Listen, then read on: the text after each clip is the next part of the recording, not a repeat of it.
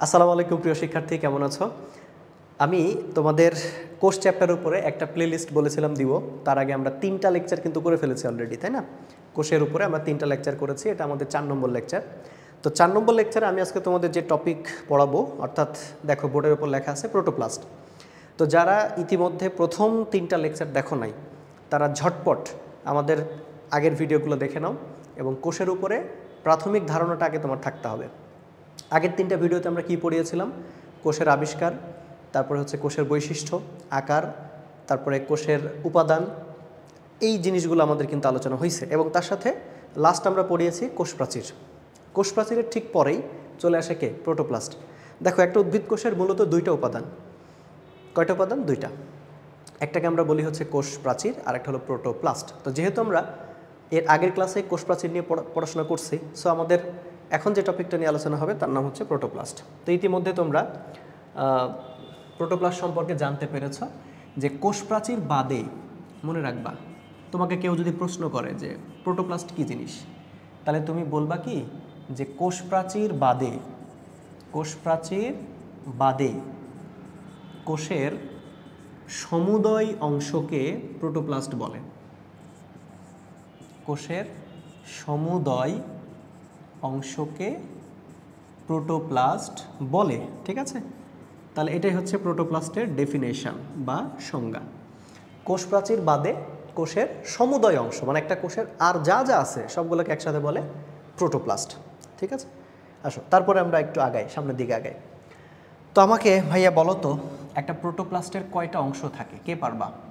একটা প্রোটোপ্লাস্টের কয়টা অংশ থাকে? একটা প্রোটোপ্লাস্টের কয়টা অংশ থাকে বলো তো? কয়টা? 2টা। একটাকে আমরা বলি সজীব অংশ, যার নাম হচ্ছে প্রোটোপ্লাজম। আর একটা নির্জীব পার্ট থাকে, এটার আলাদা কোনো নাম বলা হয়নি, এটাকে নির্জীব অংশই বলা হচ্ছে, এটাকে বলা হচ্ছে নির্জীব অংশ। তাহলে একটা সজীব অংশ আর একটা হচ্ছে নির্জীব অংশ। তো সজীব অংশটার কিন্তু স্পেশালি একটা নাম দেওয়া হলো, তার নাম হলো প্রোটোপ্লাজম। এখন খুব সুন্দরভাবে প্রোটোপ্লাজমের ডেফিনেশন দেওয়া যায়। যদি তোমাকে কেউ বলে যে প্রোটোপ্লাজম কাকে বলে, তো আমরা সেই 9-10-এ পড়ছি যে কোষের মধ্যে অর্ধস্বচ্ছ কলয়েডধর্মী জেলির মতো একটা উপাদান থাকে যাকে প্রোটোপ্লাজম বলে, এটাও ঠিক আছে। আবার তুমি যদি বলো যে কোষের যে প্রোটোপ্লাস্ট, সেই প্রোটোপ্লাস্টের সজীব যে অংশটা আছে তাকে কি বলে? প্রোটোপ্লাজম বলে। তাহলে এভাবেও কিন্তু বলা যায়, সহজ, ইজিলি তুমি এটাকে ডিফাইন করতে পারতেছো। এখন আসো, এই প্রোটোপ্লাজম নিয়ে আমাদের খুব দারুণ কিছু এমসিকিউ আমাদের এখান থেকে হয়, যেগুলো আমাদের জানতে হবে। প্রথমে আসো যে 1840 সাল, যারা আমার প্রথম ক্লাসটা করছো, বলো তো আধুনিক কোষ সম্পর্কে, মানে এই যে 1840 সালে আমরা বলছিলাম যে পারকিন যে প্রথম প্রোটোপ্লাজম শব্দটি নিয়ে আসে, তো এই যে প্রোটোপ্লাজম আবিষ্কার হওয়ার সাথে সাথে না কোষের একটা কি বলবো যে আধুনিক যে এখন যে কনসেপ্টগুলো আমরা দেখতে পাচ্ছি, এটা কিন্তু এই সময় থেকে কিন্তু আসছে। হ্যাঁ, তাহলে 1840 সালে একজন বিখ্যাত লোক ছিল, তার নাম ছিল হচ্ছে পারকিনজে। হ্যাঁ, সর্বপ্রথম এই প্রোটোপ্লাজম শব্দটি ব্যবহার করে। সর্বপ্রথম উনি প্রোটোপ্লাজম শব্দটি ব্যবহার করেন। এটা কিন্তু এমসিকিউতে মেডিকেল পরীক্ষায় অনেকবার আসছে, মনে থাকবে? অনেকবার, যে কত সালে। বায়োলজি বইতে সালের অভাব নাই, তুমি এত সাল পড়বা যে মাঝে মাঝে তুমি নিজের বার্থডে ভুলে যাবা, তোমার জন্মসালই ভুলে যাবে, এত সাল। তো আমাকে অনেকে প্রশ্ন করে যে ভাই সব সাল কি মুখস্থ করতে হবে? না, সব সাল মুখস্থ করতে হবে না। কিছু কিছু সাল আছে যেগুলো পরীক্ষা আসার মতো, আমরা বলে দিব ক্লাসে। সব সাল মুখস্থ করতে যেও না, ধরা খাবা। যেগুলো আমরা বলে দেবো ইম্পর্টেন্ট, আমি বলে দিব যেগুলো ইম্পর্টেন্ট, সেগুলোই হচ্ছে পড়বা। আচ্ছা, এরপরে আরেকটা ইনফরমেশন তোমরা এখানে মনে রাখবা, প্রোটোপ্লাজমকে জীবনের ভৌত ভিত্তি বলা হয়। প্রোটোপ্লাজমকে জীবনের ভৌত ভিত্তি বলে, ঠিক আছে? প্রোটোপ্লাজমকে জীবনের কি বলে? ভৌত ভিত্তি বলে। এখন কেন বলে? তো তোমাদের 9-10-এর বইতে মনে হয় এরকম লেখা আছে যে প্রোটোপ্লাজমে 70 থেকে 90% পানি থাকে। এটা কিন্তু তোমাদের জানতে হবে, এই ইনফরমেশনটা জানো তোমরা যে প্রোটোপ্লাজমে কত শতাংশ পানি থাকে? 70 থেকে 90%। তো যেহেতু পানির অপর নাম জীবন, তাই ইহাকে জীবনের ভৌত ভিত্তি বলে। কথাটা আসলে পুরোপুরিভাবে হলো না, মানে এই যে কেন ভৌত ভিত্তি বলা হয়, এটার উত্তরটা আসলে এভাবে বলা যায় না। ভৌত ভিত্তি কেন বলা হচ্ছে এই জিনিসটা একটু তোমরা খেয়াল করো। এই যে প্রোটোপ্লাজমকে কেন তুমি জীবনের ভৌত ভিত্তি বলবা, এটার পেছনে কতগুলো কারণ আছে। কি কারণ আছে? প্রোটোপ্লাজম জীবের সকল ভৌত ভিত্তি কেন বলবা, কারণ হচ্ছে এরা সকল মৌলিক ও জৈবিক কাজ সম্পূর্ণ করে। প্রোটোপ্লাজম জীবের সকল মৌলিক এবং জৈবিক কাজ সম্পূর্ণ করে। দ্যাট ইজ হোয়াই এটাকে আমরা বলতে পারি যে জীবনের ভৌত ভিত্তি। ঠিক আছে, তোমাদের কিন্তু সৃজনশীলে ক্ষতে আসবে, ওই যে অনুধাবনমূলক প্রশ্নে আসবে যে প্রোটোপ্লাজমকে কেন জীবনের ভৌত ভিত্তি বলা হচ্ছে। তাহলে উত্তরটা হবে এটা, যে প্রোটোপ্লাজম জীবের সকল মৌলিক এবং জৈবিক কাজ সম্পন্ন করে থাকে। তাহলে প্রশ্ন হচ্ছে যে মৌলিক এবং জৈবিক কাজ বলতে আপনি কি বোঝাচ্ছেন? দেখেন, একটা মৌলিক কাজ কি জানেন? জনন। জনন একটা মৌলিক কাজ। তারপরে হচ্ছে রেচন, একটা মৌলিক কাজ। ঠিক আছে, তারপর হচ্ছে শ্বসন। শ্বসন একটা জৈবিক কাজ, অর্থাৎ একটা মৌলিক এবং জৈবিক কাজের মধ্যে পড়ে। তারপরে রেচন, রেচনের কথা বলছি। ক্ষরণ, ক্ষরণ, ক্ষরণ একটা জৈবিক কাজ। তারপর হচ্ছে সংশ্লেষণ, যেটাকে আমরা পড়েছিলাম সিনথেসিস ইত্যাদি। এই যে মৌলিক এবং জৈবিক কাজগুলা সম্পন্ন করতে গেলে তোমার কি লাগবে? বিভিন্ন কোষীয় অঙ্গাণু লাগবে। যেমন আমি যদি বলি রেচন, এটার জন্য রেচন অঙ্গ লাগবে। তারপরে তুমি যদি বলো যে বিভিন্ন রকম জৈবিক যে বিভিন্ন বিপাকীয় বিক্রিয়াগুলো যেগুলো আছে, বিপাকীয় যে বিক্রিয়াগুলো আছে, যেমন ধরো সালোক সংশ্লেষণ, শ্বসন, রেচন, এই বিক্রিয়াগুলোকে কমপ্লিট করতে গেলে তোমার কি লাগবে? বিভিন্ন অঙ্গাণু লাগবে। সেই অঙ্গাণুগুলো কার অংশ? নিশ্চয়ই প্রোটোপ্লাজমের অংশ। গত ক্লাসটা যারা করেছো তারা জানো যে প্রোটোপ্লাজমের মধ্যে আছে সাইটোপ্লাজম, আর সাইটোপ্লাজমের মধ্যে আছে কোষীয় অঙ্গাণু। সো এই যে সবগুলো জিনিস একই সূত্রে গাথা, তার নাম কি বলতো? প্রোটোপ্লাজম। এই প্রোটোপ্লাজমকে এই জন্যই আমরা কিন্তু জীবনের ভৌত ভিত্তিটা বলে থাকি। আসলে পানি এখানে আছে এবং পানিকে আমরা ফ্লুইড অফ লাইফ বলছি, তবে মূলত এটাকে ভৌত ভিত্তি বলার পিছনে এটাই হচ্ছে আসল কারণ, যেখানে সকল মৌলিক এবং জৈবিক কাজ কি হয়? সম্পন্ন হয়। এজন্য এটাকে আমরা বলছি জীবনের ভৌত ভিত্তি। মনে থাকবে? আচ্ছা, এবার আসো আমরা চলে আসি যে প্রোটোপ্লাজমের কিছু বৈশিষ্ট্য আছে। দেখবা তোমাদের বইতে বলা আছে কিছু জৈবিক বৈশিষ্ট্য, কিছু রাসায়নিক বৈশিষ্ট্য, কিছু ভৌত বৈশিষ্ট্য। সবগুলো বৈশিষ্ট্যই মোটামুটি একই জিনিসকে রিপ্রেজেন্ট করে। তো আমি যেহেতু এগুলা তোমাদের বুঝতে খুব বেশি অসুবিধা হবে না, আমি একদম যেগুলো ইম্পর্টেন্ট টপিক সেই জিনিসগুলো নিয়ে মূলত একটু কথা বলতে চাচ্ছি। আচ্ছা, প্রোটোপ্লাজমের আরেকটা বিশেষ বৈশিষ্ট্য আছে, সেটা হচ্ছে যে প্রোটোপ্লাজম কখনো স্থির থাকে না। প্রোটোপ্লাজম কখনো কি থাকে না বলো? স্থির থাকে না। তার মানে কি হয়? প্রোটোপ্লাজম যদি স্থির না থাকে তাহলে কি হয়? এদের আবর্তন হয়। ঠিক আছে, আবর্তন হয়। লেখো যে বরং আবর্তিত হয়। বরং কি হয়? আবর্তিত হয়। হ্যাঁ, আবর্তিত হয়। আবর্তন মানে হচ্ছে ঘোরা, অর্থাৎ রোটেশন। একটা অ্যাক্সিসকে কেন্দ্র করে, একটা অক্ষকে কেন্দ্র করে বা কোনো কিছুকে কেন্দ্র করে ঘুরতে থাকা, এটাকেই বলা হচ্ছে আবর্তন, রোটেশন। কি বলে এটাকে? রোটেশন। মনে রাখবা এই পয়েন্টটা কিন্তু একটু মাথায় ফাইন্ড আউট, মানে সুন্দরভাবে একটু মাথার মধ্যে নাও, যে প্রোটোপ্লাজম কখনো কি থাকে না? বলো ভাইয়া, কি থাকে না? আবার বলো, কি থাকে না? স্থির থাকে না। প্রোটোপ্লাজম কখনোই স্থির থাকে না। আমি এই যে দেখো কি করতেছি, ইম্পর্টেন্ট লাইনগুলোকে, ইম্পর্টেন্ট জায়গাগুলোকে একটু হাইলাইট করতেছি না? তোমরা যখন লেকচার করবা, বই পড়বা, লেকচারের সাথে বইটা মিলাই পড়বা, তখন এই জায়গাগুলোকে ওই যে হাইলাইটার দিয়ে সুন্দরভাবে এটা ঠিক করে নিবা, তাহলে কিন্তু পড়াটা গোছালো হয়। তাহলে এই যে প্রোটোপ্লাজম এর আবর্তন, হ্যাঁ আবর্তন, প্রোটোপ্লাজমের আবর্তন, তার মানে আমাদের সামনে এখন আরেকটা টপিক আসলো, যেটাকে বলা হচ্ছে প্রোটোপ্লাজমের আবর্তন। ওকে, আবর্তন। ঠিক আছে, সাইক্লোসিস যেটাকে আমরা বলতেছি হচ্ছে সাইক্লোসিস অফ প্রোটোপ্লাজম। ওকে, তার মানে প্রোটোপ্লাজম ঘুরতে থাকে, রোটেশন হয়, কাউকে কেন্দ্র করে ঘুরতে থাকে। তো প্রোটোপ্লাজমের আবর্তন ভাইয়া দুই রকমের হয়, মনে রাখবা। একটাকে বলা হচ্ছে একমুখী আবর্তন।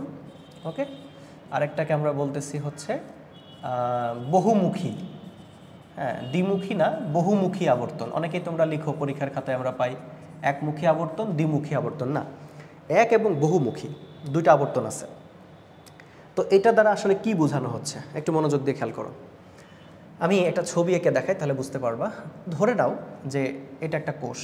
ওকে, ছোট্ট একটা কোষের ছবি আমরা দিলাম, মনে করো যে এটা একটা কোষ, এটা উদ্ভিদ কোষও হতে পারে, প্রাণী কোষও হতে পারে, ধরে নিলাম যে একটা কোষ। এখন এই কোষের ভিতরে যদি একটা কোষ গহ্বর থাকে, মনে করো এটা একটা কোষ গহ্বর, ওকে। এখন তার চারপাশে কি আছে, এই যে তার চারপাশে এগুলো কি, এগুলোই হচ্ছে প্রোটোপ্লাজম বা সাইটোপ্লাজম। তোমরা সবই জানো যে প্রোটোপ্লাজমের অংশই হচ্ছে সাইটোপ্লাজম। সো মনে করো এটা হচ্ছে একটা কোষ গহ্বর, আর তার চারপাশে এটা হচ্ছে কি, এগুলো হচ্ছে প্রোটোপ্লাজম, এগুলো হচ্ছে প্রোটোপ্লাজম। এই প্রোটোপ্লাজমের মধ্যে কি আছে, সাইটোপ্লাজম আছে, নিউক্লিয়াস আছে, কোষীয় অঙ্গন আছে, সব আছে। এখন কি হবে যদি এই একটা কোষ গহ্বরকে কেন্দ্র করে প্রোটোপ্লাজমটা এইভাবে ঘুরতে থাকে, একটা কোষ গহ্বরকে কেন্দ্র করে এইভাবে মনে করো ঘুরতেছে, এভাবে যদি ঘুরতে থাকে, তাহলে সেটাকে আমরা বলতেছি হচ্ছে একমুখী আবর্তন। এক, মনে রাখবা, এক কথাটা কিভাবে আসছে, এই যে কোষ গহ্বর কয়টা থাকবে, এখানে একটা থাকবে, কোষ গহ্বর একটা থাকবে, অর্থাৎ একটা কোষ গহ্বরকে কেন্দ্র করে যদি প্রোটোপ্লাজমটা ঘুরতে থাকে তাহলে সেটাকে বলবো হচ্ছে একমুখী আবর্তন। বুঝে ফেললা? এবার এখানে আসো, যদি এরকম হয়, ধরো এখানেও একটা কোষ আঁকলাম, এটাও একটা কোষ, ঠিক আছে, এটা আর একটা কোষ। তো এখানে মনে করো ওটা কি ছিল, একমুখী, তাহলে এখানে আমরা যে কনসেপ্টটা দিব বহুমুখী, তাহলে কীরকম হবে বলো তো ভাইয়া, কীরকম হবে? মনে করো এটা একটা কোষ গহ্বর, তারপর হচ্ছে মনে করো এটা আরেকটা কোষ গহ্বর, মনে করো এটা আরেকটা কোষ গহ্বর।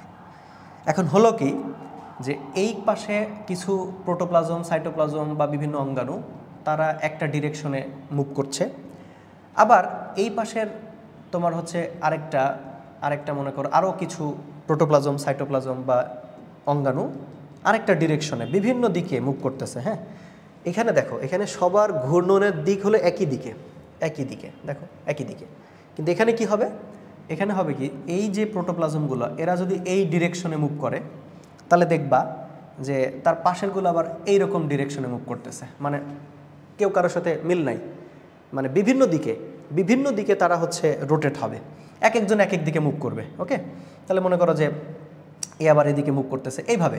তার মানে যদি প্রোটোপ্লাজম একাধিক গহ্বরকে কেন্দ্র করে বিভিন্ন দিকে ঘুরতে থাকে, তার মানে এখানে গহ্বর কিন্তু মনে রাখবা একাধিক, একের অধিক, একাধিক গহ্বরকে কেন্দ্র করে প্রোটোপ্লাজম যদি বিভিন্ন দিকে ঘুরতে থাকে, এখানে একটা কথা মনে রাখবা, একই দিকে, এই কথাটা মনে রাখবা, একই দিকে, অর্থাৎ দিকটা হবে একই দিকে, সবগুলার দিক একই দিকে তারা ঘুরতে থাকবে, সব প্রোটোপ্লাজমগুলা।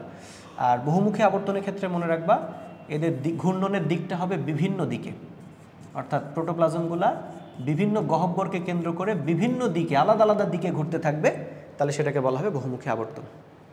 খুব ইম্পর্টেন্ট একটা জিনিস বলো তো, এই যে প্রোটোপ্লাজম ঘুরতেছে মানে কি, সাইটোপ্লাজম, কোষীয় অঙ্গাণু, নিউক্লিয়াস সবই কিন্তু তাদের মুভমেন্ট হচ্ছে, তাহলে তার মানে কোষের ভিতরে প্রোটোপ্লাজম ঘুরে মানে কি, কেউ স্থির থাকে না, সবাই মুভ করে তার সাথে। এখন আসলে আমাদের একটা এক্সাম্পল এখানে লাগবে যেটা এমসিকিউতে আসে। একমুখী আবর্তন একটা উদ্ভিদে পাওয়া যায়, তার নাম হলো পাতাঝাজি, পাতাঝাজির কোষ, ঠিক আছে, এই কোষটার নাম হলো পাতাঝাজির কোষ। ওকে, পাতাঝাজির কোষ, এই পাতাঝাজির কোষে হচ্ছে একমুখী আবর্তন দেখা যায়। আর বহুমুখী আবর্তন দেখা যায় আরেকটা উদ্ভিদের, তার নাম হলো ট্রাডেসক্যানশিয়া। এখানে হচ্ছে আমরা বহুমুখী আবর্তন দেখতে পাই। এই যে দুটো এক্সাম্পল দিলাম না, এই এক্সাম্পল দুটো কিন্তু তোমাদের এমসিকিউতে আসবে, যে কোনটাতে একমুখী আবর্তন দেখা যায় আর কোনটাতে হচ্ছে বহুমুখী আবর্তন দেখা যায়। ঠিক আছে, তাহলে কিন্তু প্রোটোপ্লাজম নিয়ে আমরা একটা কনসেপ্ট গ্রো করলাম, যে প্রোটোপ্লাজম কত সালে আবিষ্কার হয়েছে, নামকরণ হলো কিভাবে, তারপরে প্রোটোপ্লাজমের কত ভাগ পানি থাকে, এটাকে কেন ভৌত ভিত্তি বলা হচ্ছে, তারপরে আমরা পেলাম যে প্রোটোপ্লাজম কখনো স্থির থাকে না, মুভ করতে থাকে। এই যে কনসেপ্টগুলো আমরা কিন্তু গ্রো করলাম। আচ্ছা, এখন আসো, এখন আমরা কি দেখব, যে একটা প্রোটোপ্লাজম তার মধ্যে আছে কি, একটা প্রোটোপ্লাজমের ভিতরে কি আছে। মনে রাখবা একটা প্রোটোপ্লাজম তিনটা জিনিস দিয়ে গঠিত। একটা প্রোটোপ্লাজম কয়টা জিনিস দিয়ে গঠিত? তিনটা। জিনিসগুলো কি কি বলো তো ভাইয়া, মনে আছে তোমাদের? প্রোটোপ্লাজমের মধ্যে কি কি আছে? একটা আছে হচ্ছে কোষ ঝিল্লি, এই জন্য আগের ক্লাসটা যারা করনি তারা একটু দেখে নিও। আরেকটা আছে হচ্ছে সাইটোপ্লাজম, আর একটা কি বলো, নিউক্লিয়াস, আরেকটা হচ্ছে নিউক্লিয়াস। এই তিনটা জিনিস মিলে হয় প্রোটোপ্লাজম। আমি গত ক্লাসে বলছিলাম তোমাদেরকে যে কোনটি প্রোটোপ্লাজমের অংশ নয়, এইরকম এমসিকিউ আসতে পারে। তাহলে তখন এই 3টা অপশন বাদ দিয়ে অন্য কিছু একটা ঢুকাই দিবে। এই জন্য যেখানে 3টা জিনিস দেখবা বায়োলজিতে মনে রাখবা, এই 3টার মধ্যে যে কোনো একটা, এই যে এমসিকিউ দিবে, কোনটি নয় কোনটি হয়, এই টাইপের এমসিকিউ দেয় তোমাকে বোকা বানানোর জন্য। ঠিক আছে, আমাদের ভালো করে পড়া থাকলে আমরা বোকা হব না ইনশাল্লাহ। তো এখন আমরা মূল পড়ায় চলে আসলাম। আমাদের এই যে কোষ ঝিল্লি সম্পর্কে জানতে হবে, সাইটোপ্লাজমের ভিতরে গিয়ে সেই অঙ্গাণুগুলো সম্পর্কে জানতে হবে, আর নিউক্লিয়াস সম্পর্কে আলাদা করে জানতে হবে। অর্থাৎ এই চ্যাপ্টারের বিশালত্ব শুরু হচ্ছে এখান থেকেই। অর্থাৎ মূল যে আলোচনা এই চ্যাপ্টারের এতক্ষণ ধরে আমরা বুঝাচ্ছিলাম যে কী কী আছে না আছে কোষের ভিতরে, এগুলা মূল যে আলোচনাটা শুরু হচ্ছে এখান থেকে। দ্যাট মিনস এই যে আমাদের কোষ ঝিল্লি, সাইটোপ্লাজম, নিউক্লিয়াস, আমি যা পড়াবো এখন সবগুলোই 3টা জিনিসকে কেন্দ্র করে। ঠিক আছে, তাহলে আসো আমাদের শুরু হচ্ছে এই 3টা জিনিসের আলোকে পড়ালেখা। তো আমি আগে কোনটা নিয়ে কথা বলবো, বলো কোনটা নিয়ে কথা বলবো? কোষ ঝিল্লি। তাহলে আসো, কোষ ঝিল্লি বড় করে সুন্দর করে খাতায় হেডিংস দাও, কোষ ঝিল্লি। আচ্ছা, এই কোষ ঝিল্লির কিন্তু ভাইয়া অনেকগুলো নাম আছে, বুঝছো? এটাকে অনেকেই বলে থাকে হচ্ছে প্লাজমা মেমব্রেন, এটার অনেকে নাম দিয়ে থাকে হচ্ছে প্লাজমা মেমব্রেন। শুনছো না তোমরা প্লাজমা মেমব্রেন নাম শুনছো? তারপর এটাকে অনেকে আবার বলে থাকে হচ্ছে বায়ো মেমব্রেন, বায়ো মেমব্রেন। এই শোনো, তোমাদের কিন্তু একটা কথা বলি, সেটা হচ্ছে যে বায়োলজিতে দেখবে যে একই জিনিসের অনেকগুলো নাম আছে, পড়তে হবে। কারণ হচ্ছে তোমার পরীক্ষায় হবে কি যে এক এক সময় এক এক নাম দিয়ে দিবে, এই জন্য ঘাবড়ানো যাবে না। আচ্ছা, এটাকে আবার অনেকে এরকম নাম দেয় প্লাজমা লেমা, প্লাজমা লেমা ইত্যাদি। আবার আছে সাইটোমেমব্রেন, এরকম অনেকগুলো নাম পাবা। সবগুলো একটা জিনিসকে বোঝানো হয়, সবগুলোই কোষ ঝিল্লিকেই বোঝানো হয়। তো এখন এই কোষ ঝিল্লি আমাদের কনসেপ্টটা কিভাবে আসলো দেখো। কোষ ঝিল্লির গঠন নিয়ে কয়েকটি মতবাদ আছে, ভালো করে বুঝো। কোষ ঝিল্লির গঠন নিয়ে কয়েকটি মতবাদ আছে। আচ্ছা, কেউ যদি বলে যে কোষ ঝিল্লির কাকে বলে, তো সেক্ষেত্রে এটার গঠন, এটা কাকে বলে, এটা মানে যদি বলো যে কাকে বলে, তাহলে এটা সহজ উত্তর যে প্রোটোপ্লাজমে একটা তোমার হচ্ছে অর্ধভেদ্য একটি পর্দা থাকে, হ্যাঁ, যেটা কোষের বাইরের ভিতরের বস্তুর আদান প্রদান এটার মধ্যে দিয়ে হতে পারে, এবং এটা মূলত ফসফোলিপিড দ্বারা গঠিত, তার সাথে কিছু প্রোটিন থাকে, কিছু কোলেস্ট্রল এবং লিপিড দিয়ে এটা হচ্ছে তৈরি হয়। সো এটাকে আমরা কোষ ঝিল্লি বলতে পারি। সুন্দরভাবে একটা ডেফিনেশন তোমরা বইতে পেয়ে যাবা, ওইটাই লিখবা। আমি আসলে একটু কনসেপচুয়াল পড়ার দিকে আগাচ্ছি। কোষ ঝিল্লির গঠন সংক্রান্ত কিছু মতবাদ আছে, গঠন সংক্রান্ত মতবাদ। আচ্ছা, কোষ ঝিল্লির গঠন সংক্রান্ত মতবাদ কয়টা আছে জানো তোমরা? 3টা। একটাকে আমরা বলে থাকি হচ্ছে পিএলপি মতবাদ, এরকম একটা মতবাদের নাম শোনা যায়, পিএলপি মতবাদ। ঠিক আছে, তারপর আরেকটা মতবাদ আছে যেটার নাম হলো স্যান্ডউইচ মতবাদ, স্যান্ডউইচ মতবাদ, স্যান্ডউইচ মতবাদ। ওই যে স্যান্ডউইচের নাম শুনছো তোমরা। আচ্ছা, আরেকটা আছে হচ্ছে ফ্লুইড মোজাইক মডেল মতবাদ, fluid mosaic model, fluid mosaic model মতবাদ। এই 3টা মতবাদ দিয়ে মূলত কোষ ঝিল্লিকে বর্ণনা করা হয়। এখন আমার কথা হচ্ছে যে আমরা কোষ ঝিল্লি সম্পর্কে তো বিস্তারিত জানবো এখন, তো সেক্ষেত্রে কোন মতবাদটা আমাদের জন্য বেটার হবে, তাই না? তো প্রশ্ন হচ্ছে 3টাই কি আমাদের পড়তে হবে? না, আমাদের জন্য লাগবে কোনটা? এই যে শেষেরটা, ফ্লুইড মোজাইক মডেল। এইটা, এর আরেকটা নাম আছে আইসবার্গ মডেল। আইসবার্গ সম্পর্কে তোমরা জানো, আইসবার্গ বুঝো তো? আইসবার্গ মডেল, তোমরা টাইটানিক সিনেমা দেখছো, টাইটানিক সিনেমাতে ওই জাহাজ কোথায় ধাক্কা খায়? আইসবার্গে ধাক্কা খায়। তাহলে আইসবার্গ মডেল এই জন্যই আমরা বলতেছি কারণ এখানে আইসবার্গের সাথে এটাকে কম্পেয়ার করা হয়েছে। আবার ফ্লুইড মানে তরল, মোজাইক মানে কি জানো? মোজাইক মানে নকশা। আগেকার দিনে যখন টাইলস আবিষ্কার হয়নি তখন ফ্লোরে এক ধরনের পাথর, বিভিন্ন কালারফুল পাথর দিয়ে নকশা করা হতো। এটা এখনও পুরাতন মসজিদে পাওয়া যায় বা পুরাতন বাসা বাড়িতে কিন্তু এগুলো পাওয়া যায়।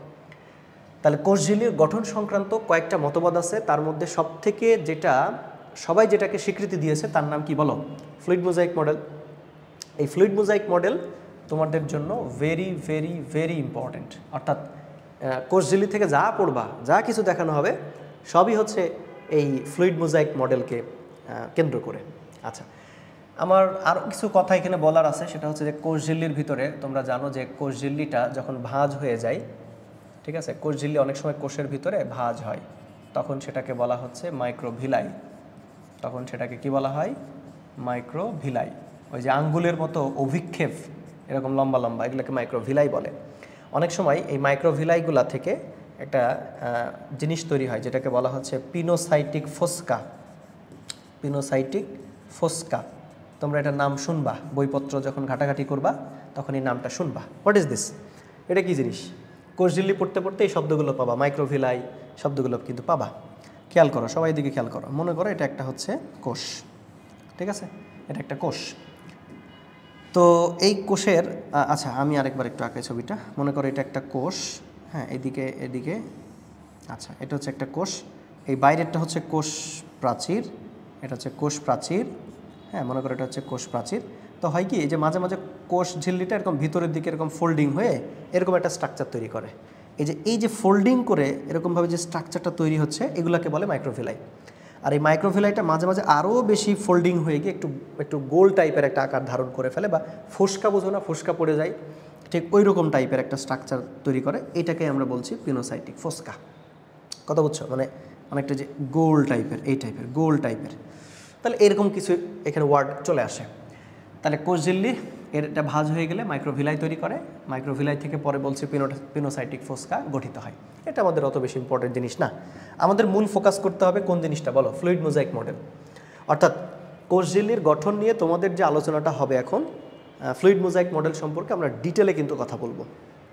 তো আসলে ফ্লুইড মোজাইক মডেল আসলে কি জিনিস, এবং তোমাদের যে সৃজনশীলে সিকিউতে ফ্লুইড মোজাইক মডেল কিন্তু আসবে, এটা লিখে রাখো, ভেরি ভেরি ইম্পর্টেন্ট। আসো আমরা এটাই দেখি। এখন আমাদের পড়ার টপিকের নাম হচ্ছে fluid mosaic model. Fluid mosaic model এটাই হচ্ছে আমাদের মূল আলোচ্য বিষয়। হ্যাঁ, ভেরি ভেরি ইম্পর্টেন্ট। মানে এটা আসলে আমি বলে বোঝাইতে পারবো না যেটা কেমন ইম্পর্টেন্ট, কারণ এ যাবৎকালে যত পরীক্ষা কিন্তু হয়েছে সব জায়গাতে কিন্তু এখান থেকে প্রশ্ন হয়েছে, ঠিক আছে? সব জায়গাতে এখান থেকে প্রশ্ন হয়েছে। সো এটা কিন্তু অনেক ইম্পর্টেন্ট একটা জিনিস। এই জন্য আমার কথা হচ্ছে যে ফ্লুইড মোজাইক মডেলকে অবহেলা করা যাবে না, তাহলে কিন্তু পরীক্ষার তুমি ভালো করতে পারবে না। আচ্ছা যাই হোক, এটা ভালো দেখাচ্ছে না, বাদ দিয়ে দিই। তাহলে ফ্লুইড মোজাইক মডেল সম্পর্কে তোমাদের কি কোনো আইডিয়া আছে? আইডিয়া নাই? তাহলে আসলে আমরা একটু আইডিয়া দিই। ফ্লুইড মানে কি বলো? ফ্লুইড মানে হচ্ছে তরল, আর মোজাইক মানে কি বলেছে? নকশা। একটা নকশার সাথে কম্পেয়ার করা হচ্ছে এবং এখানে ফ্লুইড শব্দটা আসছে। এবং এর আরেকটা নাম কি বলেছে? আইসবার্গ মডেল, অর্থাৎ পানিতে ভাসমান বরফ, সেটার সাথে কম্পেয়ার করা হয়েছে। আচ্ছা, এই ফ্লুইড মোজাইক মডেলটা আসলে কত সালে জানো? এটা একটু জেনে নাও। 1972 সালে। 1972 সালে দুইজন বিখ্যাত লোক ছিল।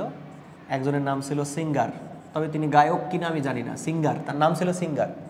আর তার আরেকজন সহকারী ছিল, তার নাম ছিল হচ্ছে নিকলসন। সিঙ্গার এবং নিকলসন 1972 সালে সিঙ্গার এবং নিকলসন এই ফ্লুইড মোজাইক মডেল এটা প্রস্তাব করে, আমাদের ঠিক মুক্তিযুদ্ধের 1 বছর পর। এখন এই মডেলে তারা যেটা বলে যে একটা কোষঝিল্লির মধ্যে 4টি উপাদান থাকে। তাদের মতে কোষঝিল্লিতে 4টা জিনিস থাকে। একটার নাম হচ্ছে ফসফোলিপিড, একটা জিনিস থাকে তার নাম হচ্ছে ফসফোলিপিড বাইলেয়ার। বলো তো বাই মানে কি? বাই মানে হচ্ছে 2, অর্থাৎ 2টা ফসফোলিপিডের লেয়ার থাকে। তার মধ্যে বললো যে আরেকটা জিনিস থাকে, তার নাম হচ্ছে মেমব্রেন প্রোটিন। মেমব্রেন প্রোটিন অর্থাৎ প্রোটিন, এখানে কিছু প্রোটিন আছে। তার সাথে বললো যে না, এখানে আরও একটা জিনিস আছে, তার নাম হচ্ছে কোলেস্টেরল। এখানে কিছু কোলেস্টেরল আছে, কোলেস্টেরল। তার সাথে ওরা বলল যে না, এখানে আরও একটা জিনিস আছে, তার নাম হচ্ছে গ্লাইকোক্যালিক্স। গ্লাইকোক্যালিক্স, আবার বলো কি বললাম? গ্লাইকোক্যালিক্স। এই যে 4টি উপাদান, এই 4টা উপাদানে এটা হচ্ছে ফসফোলিপিড বাইলেয়ারের উপাদান, অর্থাৎ ফসফোলিপিড বাইলেয়ার এই 4টি উপাদান দিয়ে কিন্তু তৈরি হয়। তো তোমার পরীক্ষায় দুম করে দিয়ে দিতে পারে যে ফসফোলিপিড একটা ফ্লুইড মোজাইক মডেলের মধ্যে কয়টি উপাদান থাকে, এবং উপাদানগুলোর নামগুলো তোমাকে কিন্তু মনে রাখতে হবে। আসো, এই জিনিসগুলো কিভাবে থাকে এটা তো আর আমরা একটা ছবি না আঁকলে আমরা আসলে এটা বুঝবো না। একটা ছবি দিয়ে আমরা খুব সুন্দর করে বোঝার চেষ্টা করি। দেখো, আমি এখন যেগুলো আঁকতেছি, এই যে একদিকে গোল গোল আর একদিকে লম্বা লম্বা, এগুলো কি জানো ভাইয়া? এগুলাকে বলে ফসফোলিপিড। এগুলাকে কি বলে? ফসফোলিপিড। একটা ফসফোলিপিডের 2টা অংশ থাকে, একটা হলো মাথা আর একটা কি লেজ, মাথা আর লেজ।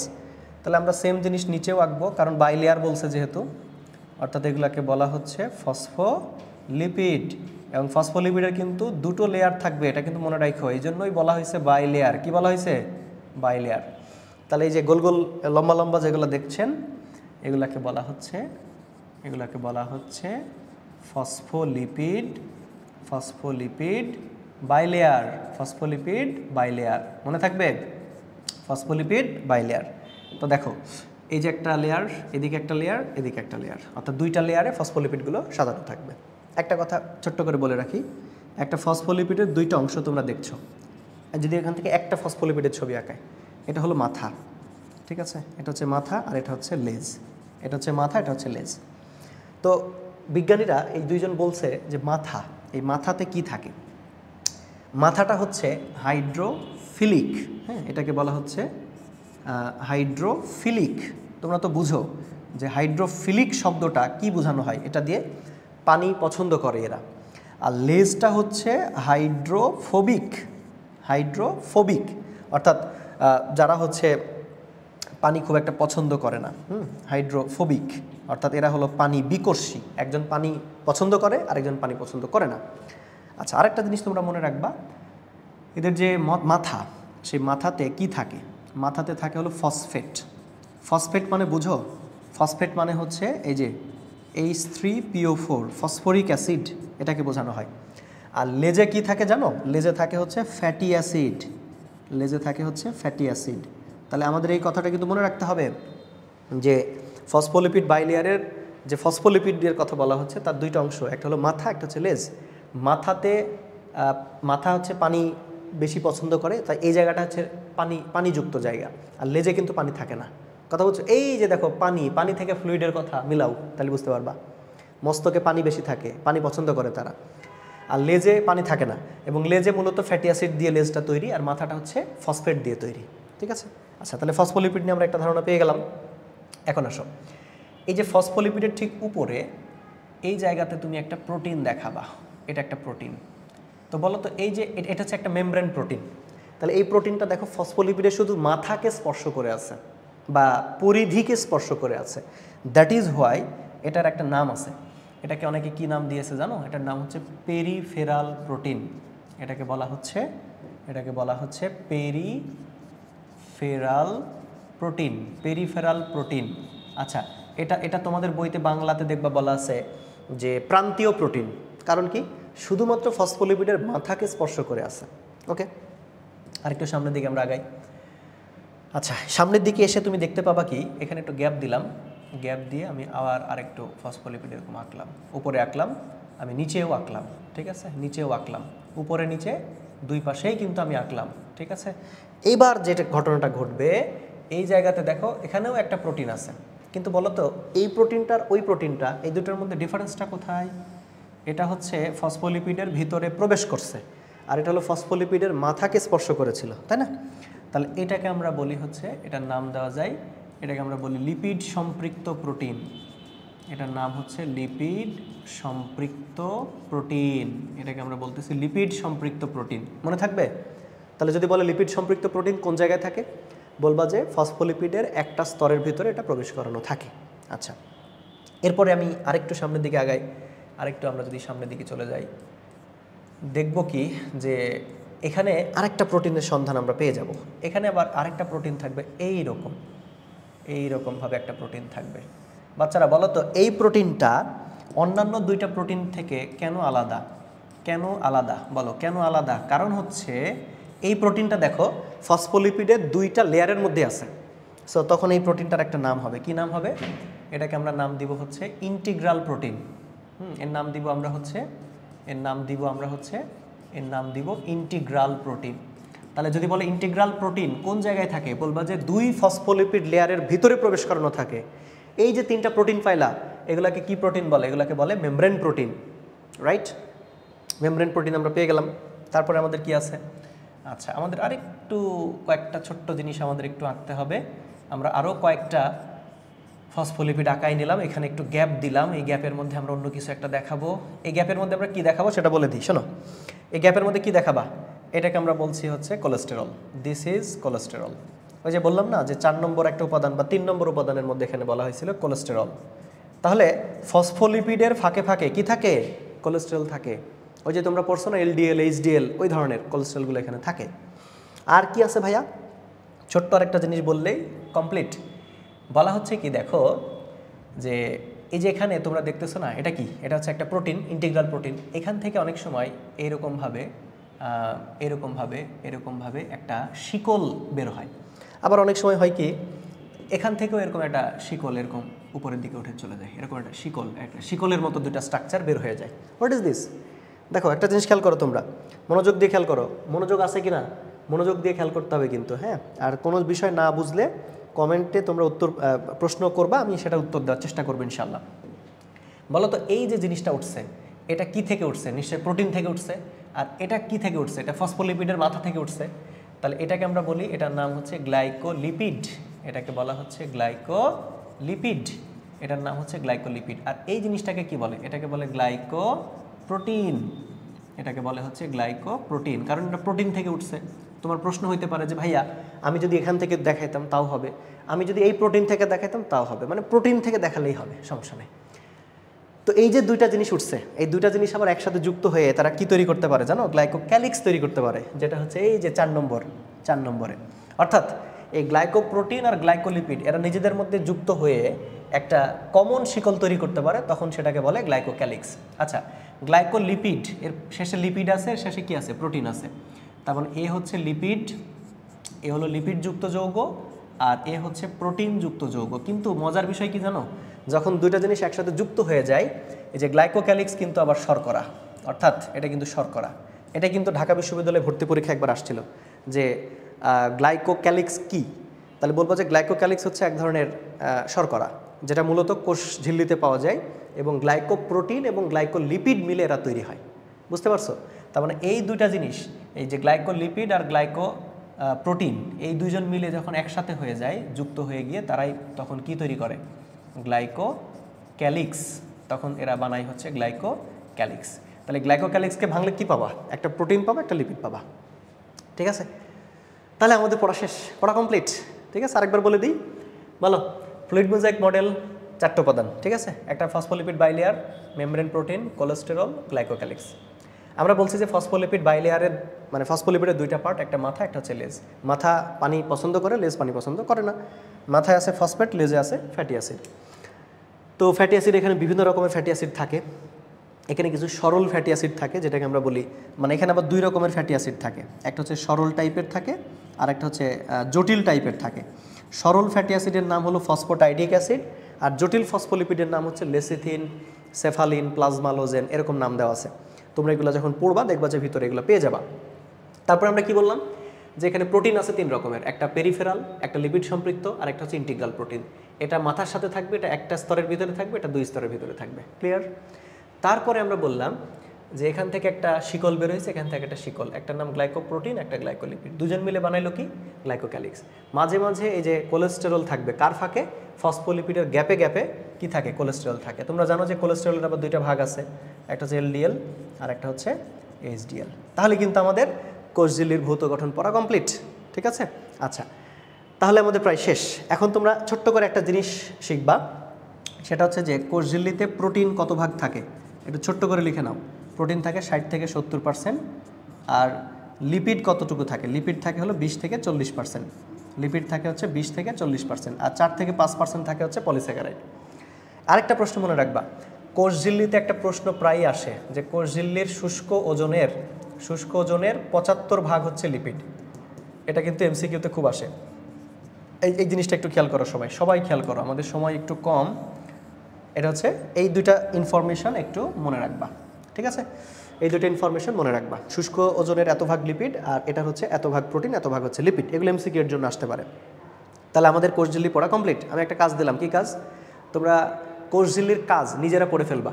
কোষঝিল্লির কাজ এটা কিন্তু নিজেদের দায়িত্ব। তোমরা কোষঝিল্লির কাজ এটা দেখে নিবা, কোষঝিল্লির কাজ। ঠিক আছে, আমি যেরকম গতদিন কোষ প্রাচীরের কাজ পড়া দিয়েছিলাম, আজকে কোষঝিল্লির কাজটা দেখে নিবা। তো আজকে এ পর্যন্ত, আমরা এরপরে আরেকটা টপিকের উপরে কথা বলবো। সে পর্যন্ত সবাই ভালো থাকো, সুস্থ থাকো, খোদা হাফেজ।